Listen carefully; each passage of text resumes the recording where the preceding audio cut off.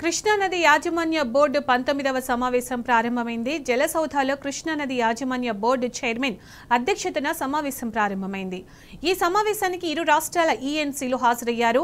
రెండు రాష్ట్రాల మధ్య నీటి వాటా, బోర్డుకు నిధుల కేటాయింపు, టెలిమెట్రీ స్టేషన్లు, నాగార్జునసాగర్ డ్యాం భద్రత తదితర అంశాలపై చర్చిస్తున్నారు.